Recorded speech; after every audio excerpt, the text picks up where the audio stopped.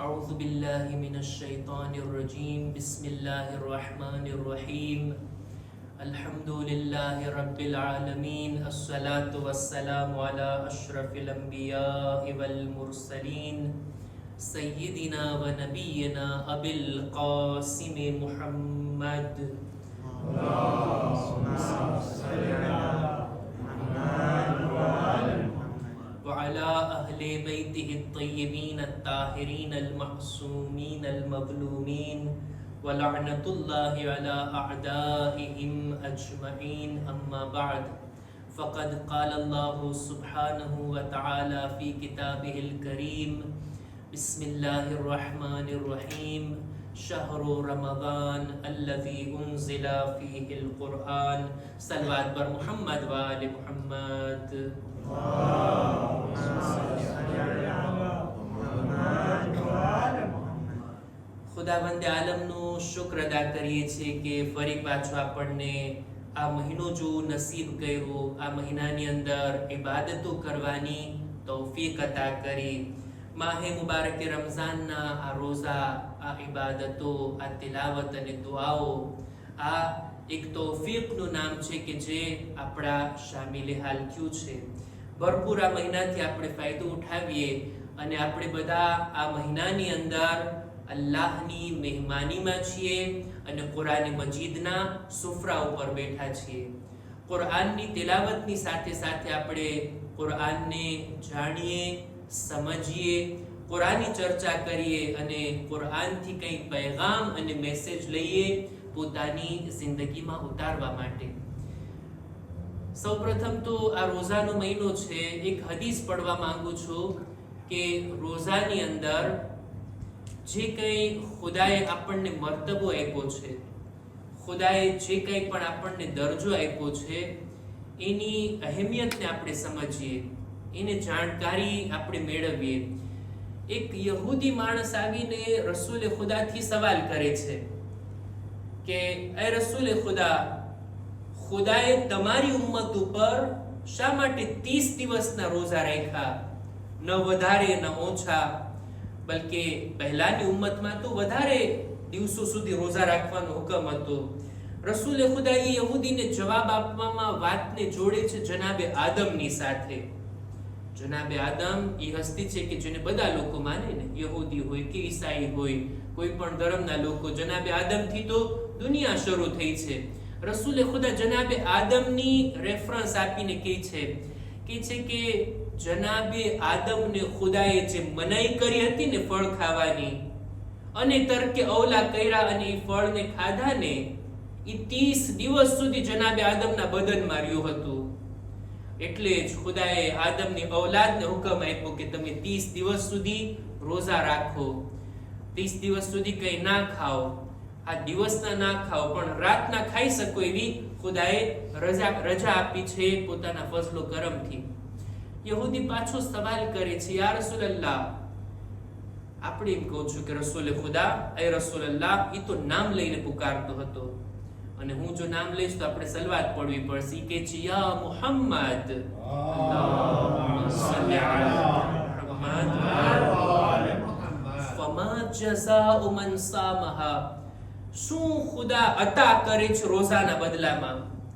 ત્યારે રસૂલ ખુદા ફરમાવે છે કે જે કોઈ પણ ખુદાની ખુશી માટે, અલ્લાહની રઝામંદી માટે રોઝા રાખે ને, ખુદા 7 બાબતો એને અતા કરે છે.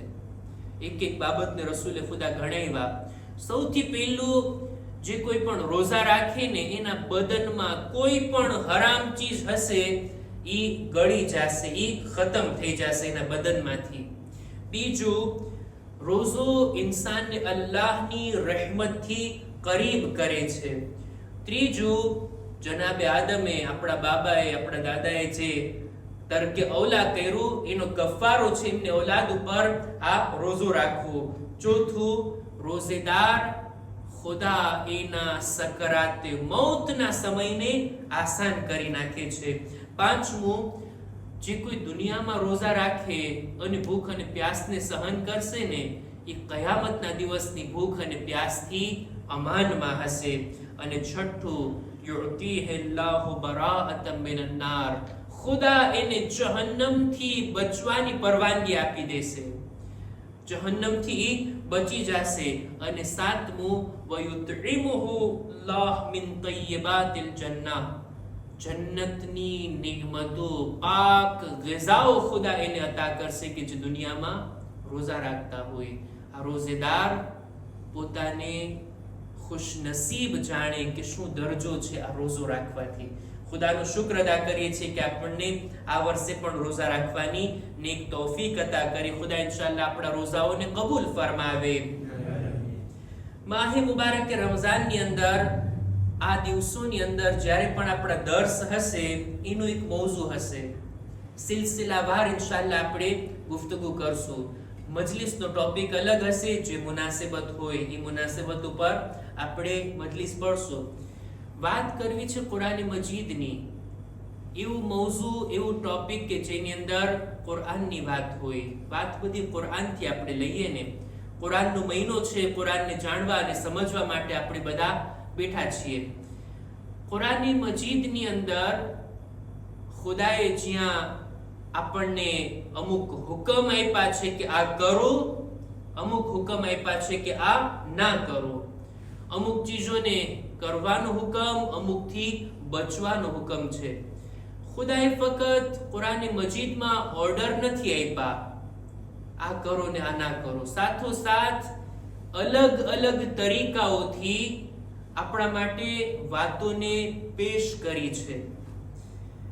કુરાન મજીદ એના બારામાં જો પૂછવામાં આવે ને કે કુરાન શેની કિતાબ છે,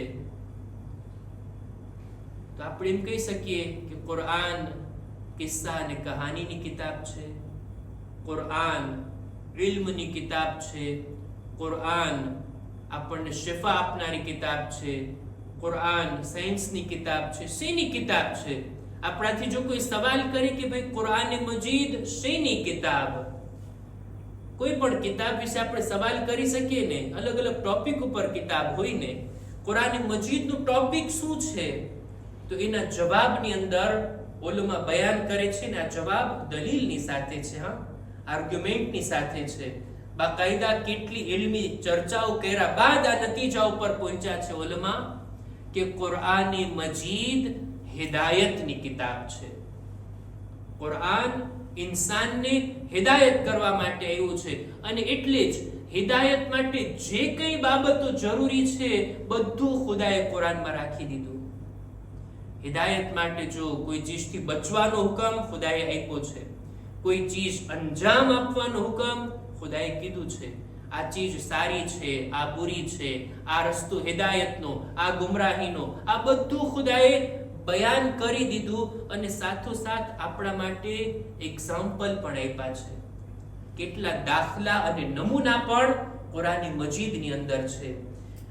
એની અંદર પણ આપણો જે મૌઝુ છે તે આ કે કુરાન મજીદમાં ખુદાવંદ આલમ આપણી હિદાયતના નમૂના તરીકે અમુક હસ્તીઓના નામ લે છે. અમુક પર્સોનાલિટી, અમુક હસ્તીઓ એવી છે કે જેમનું નામ કુરાન મજીદમાં આવ્યું, જેમનો ઉલ્લેખ કુરાન મજીદમાં થયો. આપણે એના ઉપર ઇન્શાઅલ્લાહ ચર્ચા કરવી છે. જો મારું મૌઝુ એ નથી કે કુરાનમાં જેટલી દાસ્તાન છે, જેટલી કહાની અને કિસ્સા, જેટલી સ્ટોરી કુરાન મજીદમાં, જેટલા વાકયાત છે, મારે એને બયાન નથી કરવા. આ પણ એક ઇન્ટરેસ્ટિંગ મૌઝુ છે.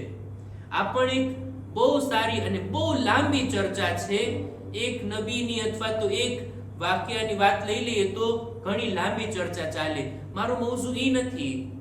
મારો મૌઝુ એ છે કે કુરાન મજીદમાં જે કોઈ શખ્સિયત, એ પછી સારી હોય કે ખરાબ, જે કોઈ હસ્તીનું નામ લઈને ખુદાએ એનો ઉલ્લેખ કર્યો ને, આપણે એની ચર્ચા કરીએ, એના ઉપર આપણે જરાક ઝૂમ થઈએ. એવું શું કારણ છે કે ખુદા એમનું નામ લે છે? મારો આ મૌઝુ શાયદ ક્લિયર છે. એ હસ્તીઓ કે જેની આપણે ચર્ચા કરવી છે, જેનું નામ કુરાન મજીદમાં છે, એના પણ બે પ્રકાર. અમુક અંબિયા છે કે જેમનું નામ કુરાનમાં છે, પૈગંબરો છે, રસૂલો છે કે જેમનું નામ લઈને ખુદા એમની વાત બયાન કરે છે, અને અમુક હસ્તીઓ એ છે કે જેઓ પૈગંબર નથી, નબી નથી, માસૂમ નથી, એમ છતાંય ખુદાએ એમનું નામ લઈ અને કુરાનમાં એમની વાત કરી છે. કોઈ નબીનું નામ ખુદા લે, કોઈ નબીની સ્ટોરી ખુદા બયાન કરે તો સ્વાભાવિક છે, નોર્મલ છે. ખુદાના તરફથી આવેલા નબી, એમણે આટલી મહેનત કરી, આટલી જહેમત કરી, એમની કૌમની દરમિયાન કેવી રીતના તબલીગ કરી, કૌમનું રિએક્શન શું હતું અને નબીની મહેનત કેટલી હતી, આ બધું ખુદા બયાન કરે છે. એ વાત સાચી નબીઓના બારામાં. પણ મને જે વધારે ઇન્ટરેસ્ટ લાગે છે, મને જેની અંદર વધારે રસ પડ્યો વાંચવામાં, એ છે કે એ હસ્તીઓ કે જેઓ નબી નથી, પૈગંબર નથી, રસૂલ નથી, એમ છતાંય એની અંદર કંઈક એવી વિશેષતા અને ખાસ વાત છે કે ખુદાએ એમનો ઉલ્લેખ કુરાનમાં કર્યો. મને એ વધારે બયાન કરવું છે. નબીઓની પહેલા આપણે વાત કરીએ ને તો પૈગંબરો કેટલા છે? મને જવાબ આપશો? 1,24,000. માશાઅલ્લાહ, જાગો છો તમે બધા. જો 1,24,000 પૈગંબરો છે, રસૂલ કેટલા છે? એમાંથી રસૂલ 1,24,000 નબી છે. રસૂલ એક જરાક દરજો વધારે કહેવાય. કેટલા છે રસૂલ? કેટલા છે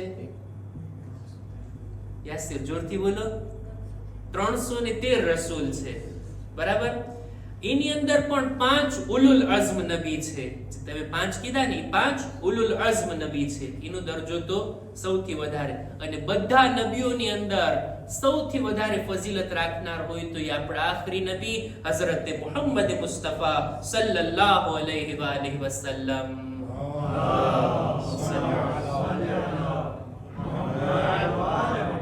તો આ છે 1,24,000 પૈગંબરો અથવા 313 રસૂલ.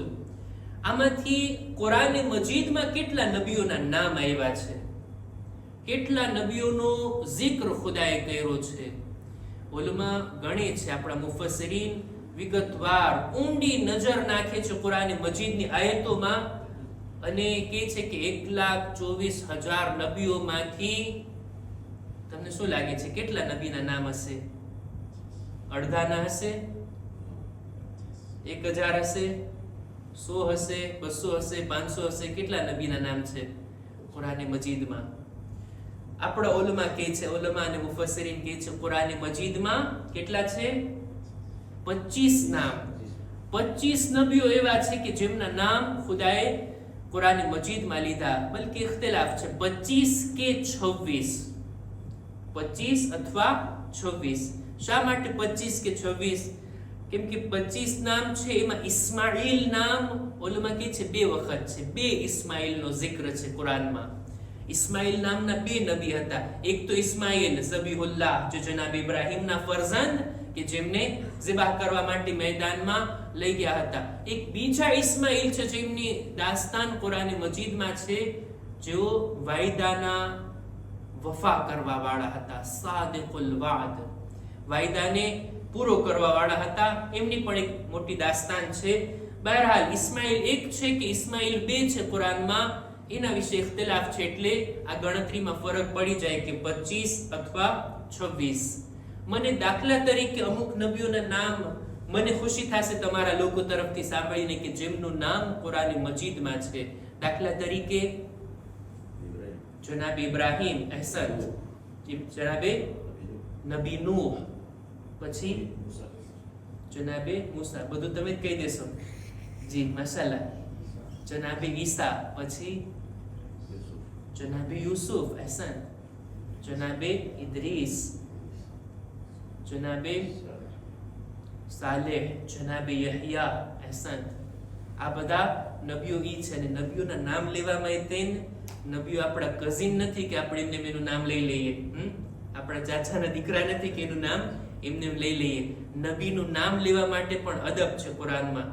કે કુરાનમાં નહીં, હદીસની અંદર કે કોઈ નબીનું નામ લઈએ તો પેલા આપણા નબી પર સલવાત અને ઈ નબી ઉપર પણ આપણે સલવાત મોકલીએ. આપણે એટલા બધા નબીઓના નામ લીધા, બધા અંબિયાના ઉપર સલવાત મોકલતા આપણે રસૂલ અને આલે રસૂલ ઉપર પણ સલવાત મોકલીએ. અલ્લાહુમ્મા સલ્લી અલા 25 નામ છે કે બધા નથી લેવા, અમુક અમુકને બયાન કરું. દાખલા તરીકે જનાબે અય્યુબ, જનાબે શુઐબ, જનાબે હારૂન, જનાબે ઇલિયાસ, જનાબે યસા, ઝિલકિફલ, જનાબે દાઉદ, જનાબે સુલેમાન. આ બધા નબીઓ એ છે કે જેમના નામ છે, જેમની દાસ્તાન છે, જેમના વાકયાત છે. અને સૌથી વધારે કોઈ નબીનો જિક્ર થયો હોય ને તો એ જનાબે મૂસા છે. 500 આયતો છે ખાલી જનાબે મૂસાના બારામાં. એટલા ખુદાની સાથે વાત કરવા વાળા, ખુદાની સાથે ગુફ્તગુ કરવા વાળા અને એવા નબી હતા કે એમની પણ આખી એક દાસ્તાન છે કે જો એની અંદર દાખલ થવામાં આવે તો ઘણી લાંબી ચર્ચા કરી શકાય. અમુક નબીઓ એવા પણ છે, આ 25 કે 26 નબી કે જેમના નામથી ઉલ્લેખ છે. અમુક નબી એવા છે ને કે જેમનું નામ તો ખુદાએ નથી લીધું પણ એમનો ઉલ્લેખ જરૂર કર્યો છે ખુદાએ. 4 નબીઓ એવા છે કે જેનું નામ કુરાનમાં નથી આવ્યું પણ એમનું વર્ણન ખુદાએ કુરાનમાં કર્યું છે. દાખલા તરીકે જનાબે ખિઝર, જનાબે મૂસા અને જનાબે ખિઝરની દાસ્તાન આપણે બધા જાણીએ છીએ કે બંને સાથે જાતા હતા અને એક એક એવા કામ જનાબે ખિઝર અંજામ આપે છે કે જનાબે મૂસા માટે સવાલ પેદા થતો કે આ તમે શું કરો છો. જનાબે ખિઝરનું નામ નથી, ફક્ત આટલું જ છે, અબ્દમ મિન ઇબાદિના, અમારા બંદાઓમાંથી એક બંદા હતા, પણ એનું નામ કુરાનમાં નથી લેવામાં આવ્યું. એવી જ રીતના જનાબે ઇશ્મુઈલ, જનાબે હિઝકીલ અને જનાબે અરમિયા, આ 4 નબીઓ એવા છે કે જેમનું નામ તો નથી પણ એમનો ઉલ્લેખ કુરાને મજીદમાં છે. એમની દાસ્તાન, એમની સ્ટોરી કુરાને મજીદમાં છે. આ એક એક નબીના નામ, એમની દાસ્તાન, ક્યાં રહેતા હતા, એમની કૌમમાં એમણે શું કર્યું, બધું કિતાબોની અંદર છે. પણ અર્થ કર્યું ને કે મારો મૌઝૂ એ રહેશે ઇન્શાઅલ્લાહ કે એવી હસ્તીની આપણે ચર્ચા કરીએ ને કે જેઓ નબી નહોતા, જેઓની ગણતરી પૈગંબરોમાં નથી થતી પણ એટલી મહત્વની હસ્તી કે ખુદા એનું નામ લે છે, એનો ઉલ્લેખ કરે છે. અને એમાં પણ 2 પ્રકાર કરી શકાય, અમુક સારા હસ્તીઓ, સારા લોકો અને અમુક બુરા લોકો. નમૂના તરીકે ખુદા એને બયાન કરે છે. હવે આ સવાલ અઘરો થઈ જશે કે આપ લોકોને છે ઝહેનમાં એવા કોઈ હસ્તીનું નામ કે જે નબી નથી પણ કુરાન મજીદમાં એનો જિક્ર આવ્યો હોય? જનાબે તાલુત, આલા અહેસન, ફિરૌન, બુરા લોકોના નમૂના તરીકે.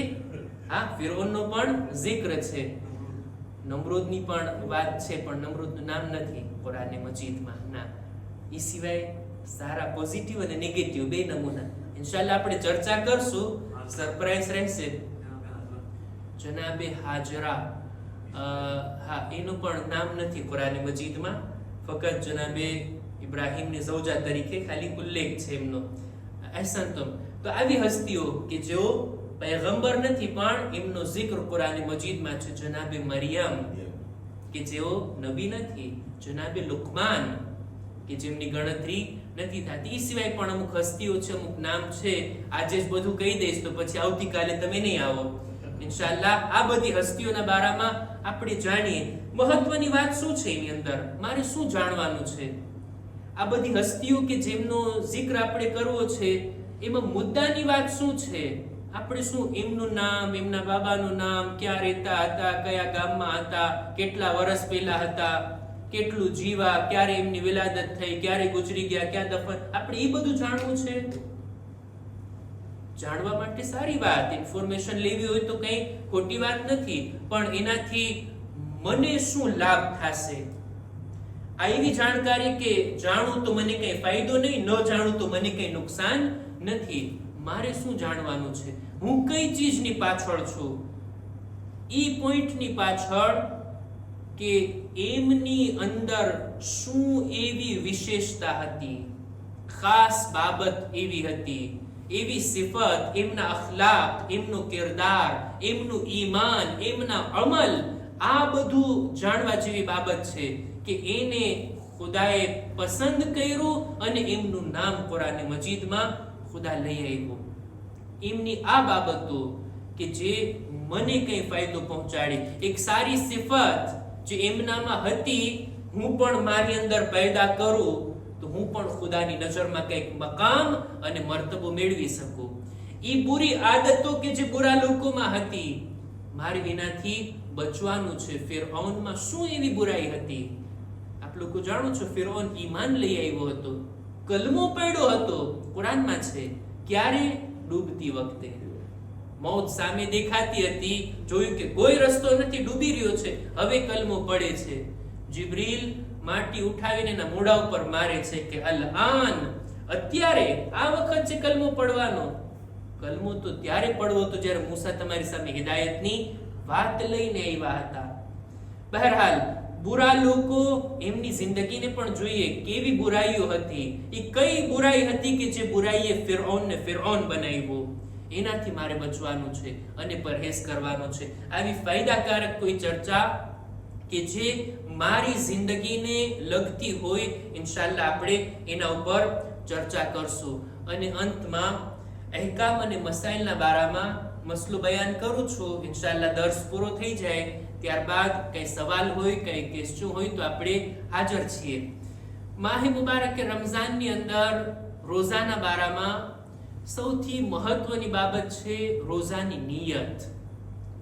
માણસ આખો દિવસ ભૂખ્યો ને પ્યાસો રહે, કઈ ખાય નહીં, પીએ નહીં, પણ રોઝાની નિયત એને ના કરી હોય તો શું એને સવાબ મળવાનો છે? એના નામે અમલમાં રોઝો લખાશે? ના. રોઝા માટે સૌથી મહત્વની બાબત છે નિયત.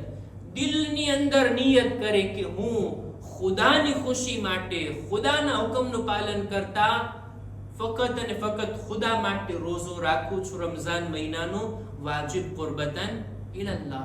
આગલી રાતથી નિયત કરી લે, હું કાલે રોઝો રાખીશ, અને પછી કાલે આખો દિવસ ખાઈ પીએ ના, તો ઈ રોઝાથી છે. પણ જો નિયત ના કરે તો પછી આ રોઝો એનો સહી નથી. રોઝાની અંદર પણ નિયત કર્યા બાદ આ નિયત ઉપર આખો દિવસ આપણે બાકી રહેવાનું છે. ઈ પણ મહત્વની વાત. રોઝાની અંદર જો ઇન્સાન રિયાકારી કરે ને તો પણ રોઝો બાતિલ.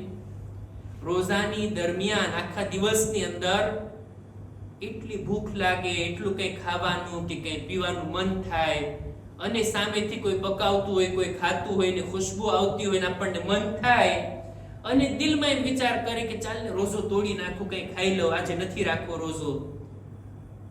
એ રીતનો વિચાર કરી લીધો, પાકો ઈરાદો કરી લીધો, જાય છે આગળ કંઈ ખાવા માટે, પણ કંઈ મેળ ના એવો, ના ખાઈ શક્યો, આલો હવે રોઝો પૂરો જ કરી નાખીએ. શું એનો રોઝો સહી છે? ના. દરમિયાનમાં એને નિયતને તોડી નાખી. નિયતને ઉપર બાકી રહેવું પણ એના માટે જરૂરી છે.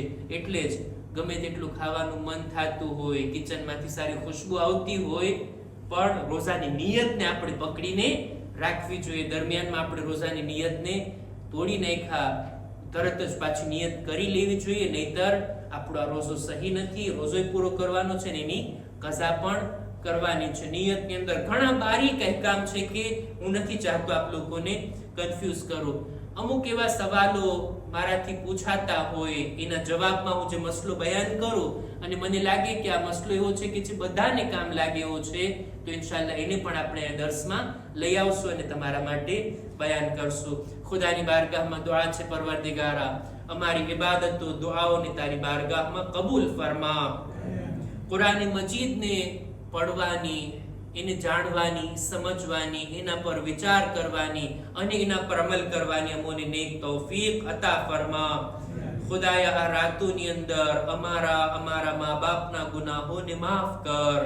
દરેક મુમિનીનની નેક હાજાતને પૂરી ફરમા. જો બીમાર છે શફા અને તંદુરસ્તી અતા કર. ઝમાનાના ઇમામના ઝુહૂરમાં તાજીલ ફરમા. અમારો શુમાર એમના સાથીઓમાં કર. ربنا تقبل منا إنك أنت السميع العليم